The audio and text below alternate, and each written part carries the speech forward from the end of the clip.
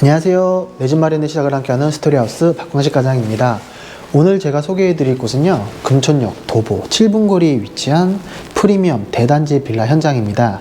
1차로 11개 동이 들어설 예정이고 2차로 9개 동, 총 20개 동이 들어설 예정인데요.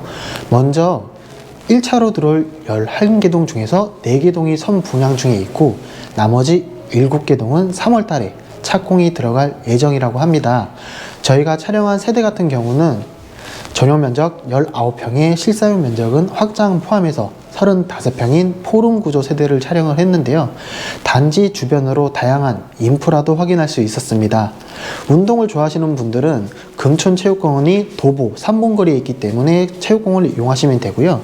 바로 옆에 하나로 마트가 있기 때문에 마트도 도보 3분이면 충분히 이용이 가능했습니다. 그리고 대중교통을 이용하시는 분들은 버스 정류장이 단지 바로 앞에 있고 금촌역이 도보로 7분이면 충분히 이용이 가능할 수 있었습니다. 그럼 자차를 이용하시는 분들은 어떡하나요? 라는 질문을 많이 받았었는데, 자차를 이용하시는 분들은 이번에 서울 문상강 고속도로가 개통이 되어서 상암이나 마포, 구파발, 연신내까지는 차량 30분이면 충분히 진입을 할 수 있었습니다. 그럼 금촌에도 드디어 생긴 대단지 프리미엄 빌라 영상 시작하도록 하겠습니다. 가시죠. 네, 단지 메인 입구와 외관 먼저 설명을 도와드릴 건데요. 외관에 밑에는 파벽돌로 시공을 하셨고 그 위에는 스타코, 또 그 위에는 징크로 마감을 하셨습니다. 징크 같은 경우는 4층 루프 가든을 이용하시는 분들의 다락방을 징크로 마감하신 것 같고요. 이쪽으로 이제 현장의 메인 진입로가 있습니다. 이쪽을 도보로 이용하시면 금신초등학교는 3분이면 도착을 하고요.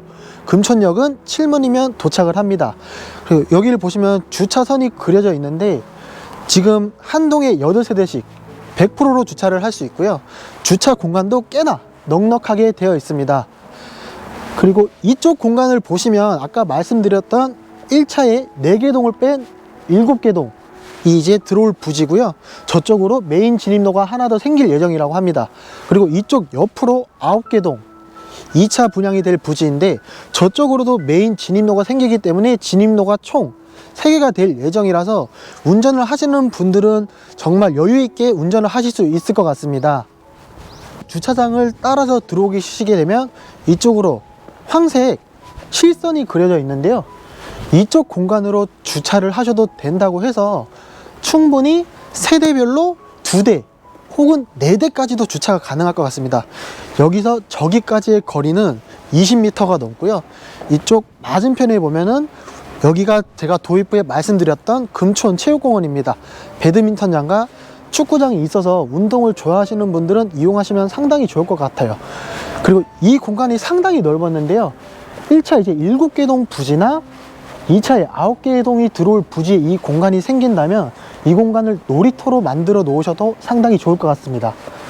네, 여기는 공동 현관인데요. 공동 현관 옆에 우편함이 있고 제 뒤로 이제 로비폰이 있기 때문에 번호를 누르고 들어오시면 되고요. 이렇게 들어오시게 되면 여기에는 화분에 가려져 있지만 뒤쪽으로 CCTV가 상시 녹화가 되어 있습니다. 그리고 1층까지 올라가는 계단은 5칸이기 때문에 5칸을 올라가면 1층 세대로 충분히 진입이 가능합니다. 네, 이 공간은 전실 공간입니다. 한쪽 면에 화이트 톤의 이제 3칸 신발장이 들어가 있고요. 제가 열어보려고 봤는데 층고가 상당히 높더라고요. 층고를 재보니까 2800이 나오는 높은 층고의 신발장이었습니다. 그리고 반대쪽은 파벽돌로 시공을 하셨고요. 일괄소등 스위치가 들어가 있습니다. 삼연동 중문 같은 경우는 이제 슬라이딩으로 슬림한 삼연동 중문을 시공을 하셨고요.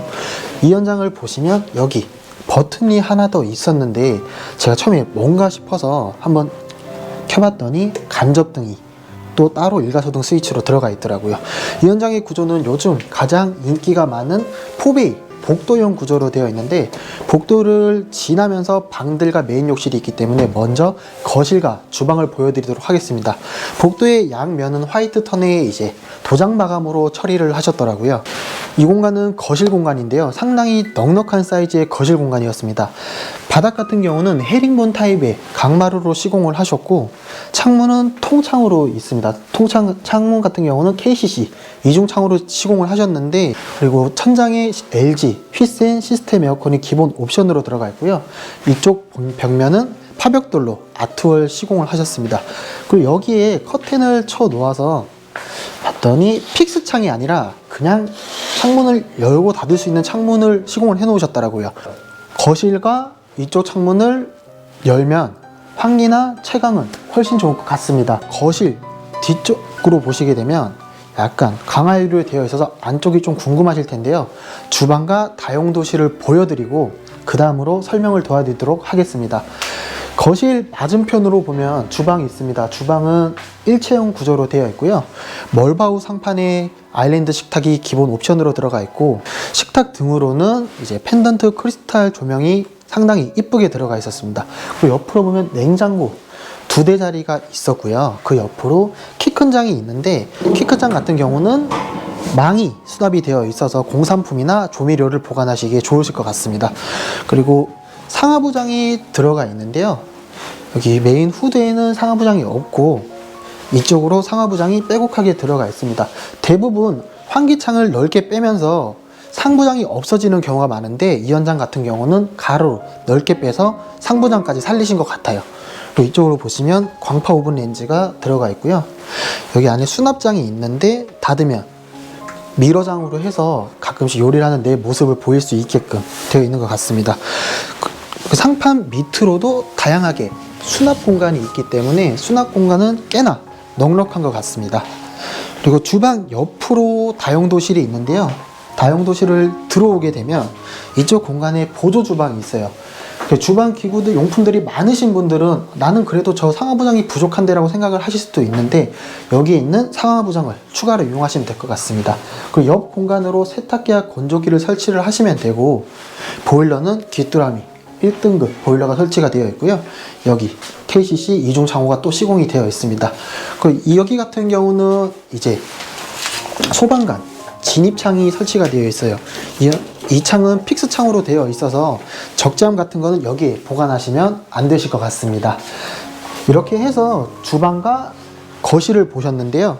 이제 복도를 가면서 나머지 방들과 메인 욕실을 보여드리도록 하겠습니다. 이 공간은 아까 제가 거실을 보여드리면서 강화유리로 되어 있었는데요. 이렇게 다이닝룸으로 꾸미셔도 되고, 요즘 코로나 때문에 재택근무를 하는 분들이 많으시더라고요. 그래서 여기에 컴퓨터를 놔두시고 재택근무나 서재, 작업실 용도로 사용하셔도 좋을 것 같습니다. 근데 나는 꼭 방이 필요해 라고 하면 이쪽 강화유리 쪽에 블라인드를 쳐서 그냥 온전히 방으로만 사용하셔도 좋을 것 같다라는 생각이 드네요. 이렇게 해서 여기 멀티룸으로 사용을 하시면 될 것 같고요.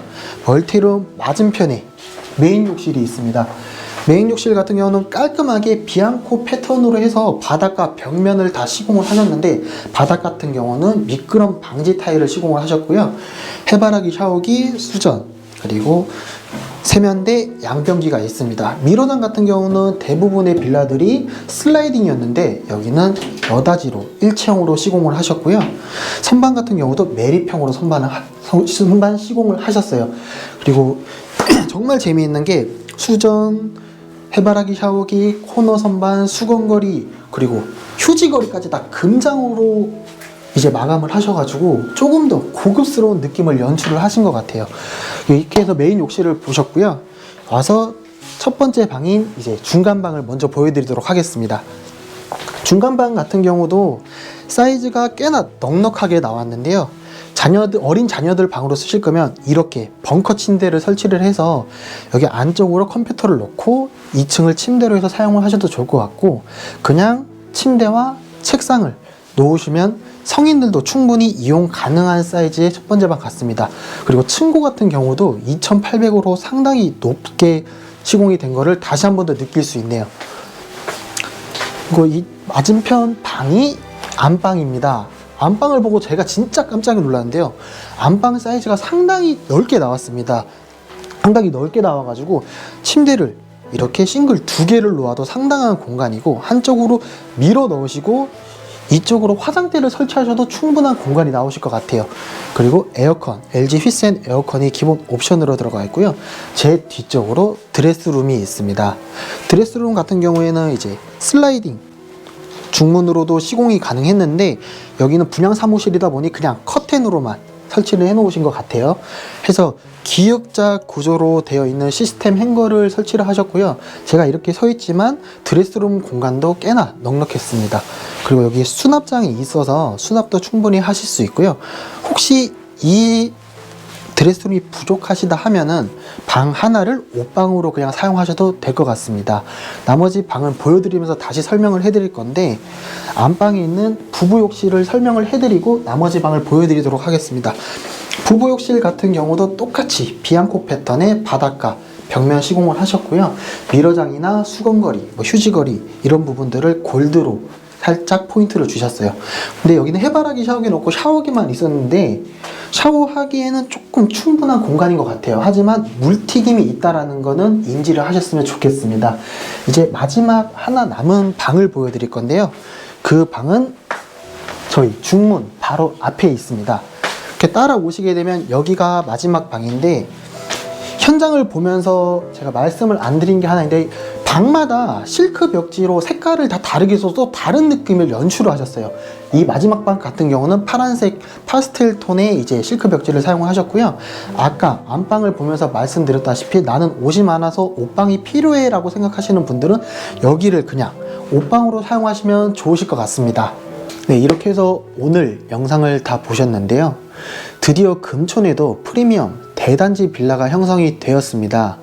제가 촬영한 세대는 포룸 구조라서 방이 넉넉하게 있는 걸 선호하시는 분들은 참고를 하시면 좋을 것 같고요.